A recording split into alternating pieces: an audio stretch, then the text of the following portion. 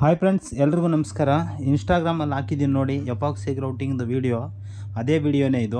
ಇಲ್ಲಿ ಏನಾಗಿತ್ತಪ್ಪ ಅಂದರೆ, first of all ಇವರು ಏನಕ್ಕೆ ಎಪಾಕ್ಸಿ ಮಾಡ್ತಾ ಇದ್ದಾರಪ್ಪ ಅಂದರೆ, ಇದು ಬಿಲ್ಡರ್ ಕಟ್ಟಿರೋದು ವಿಲ್ಲಾ. ಇದು ಬಂದುಬಿಟ್ಟು ವಿಲ್ಲಾ ಬಿಲ್ಡರ್ ಕಟ್ಟಿರೋದು.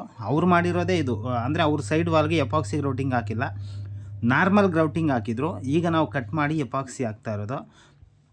ಮತ್ತು ಇನ್ನೊಂದು ವಿಚಾರ ಏನಪ್ಪ ಅಂದರೆ, ನೀವು ನೋಡ್ತಾ ಇದ್ದೀರಲ್ಲ ಗ್ರೌಟಿಂಗು ನೋಡಿ, ಇದು ಒಂದು ಕೋಟಿಗೆ ಕೂತ್ಕೊಳ್ಳಿಲ್ಲ. ನಾವು ಕಟ್ ಮಾಡಿದ್ದೆ ಫುಲ್ಲು ಏನು ಟೈಲ್ಸು ಥಿಕ್ನೆಸ್ ಏನಿರುತ್ತೋ ಅದು ಬಿಟ್ಟು ಇನ್ನೂ ಗ್ಯಾಪು ಒಳಗಡೆವರೆಗೂ ಫುಲ್ಲು ಗ್ಯಾಪು.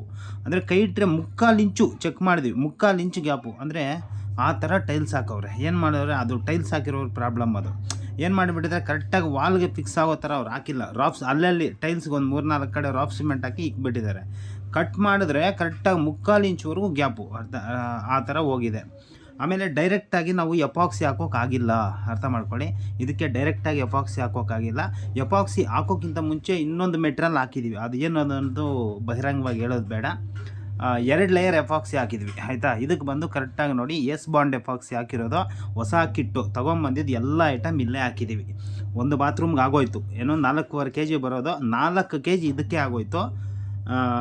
ಆಮೇಲೆ ಬಂದು ಇದು ಏನಾಗಿತ್ತಪ್ಪ ಅಂದರೆ, ಒಂದು ಸ್ವಲ್ಪ ನೀರೆಲ್ಲ ಇಳಿದು ವುಡ್ಡೆಲ್ಲನೂ ಡ್ಯಾಮೇಜ್ ಆಗಿದೆ ಈ ಮನೆಯಲ್ಲಿ. ಅದಕ್ಕಾಗಿ ಮತ್ತೆ ವುಡ್ ವರ್ಕ್ ಮಾಡಿಸೋದಕ್ಕೆ ಫಸ್ಟೇ ಇವರು ಕ್ಲೀನಾಗಿ ಎಪಾಕ್ಸಿ ಗ್ರೌಟಿಂಗ್ ಮಾಡ್ತಾಯಿದ್ದಾರೆ. ಬಟ್ ಇಲ್ಲಿ ನನ್ನ ಪ್ರಕಾರ ಪ್ರಾಬ್ಲಮ್ ಯಾರ್ದಪ್ಪ ಅಂದರೆ, ಈ ಬಿಲ್ಡಿಂಗ್ ಈ ಕಟ್ಟಿದ್ದಾರೆ ನೋಡಿ ಮನೆಗಳು, ಇವರು ಕರೆಕ್ಟಾಗಿ ವಾಟರ್ ಪ್ರೂಫಿಂಗ್ ಮಾಡಿಲ್ಲ.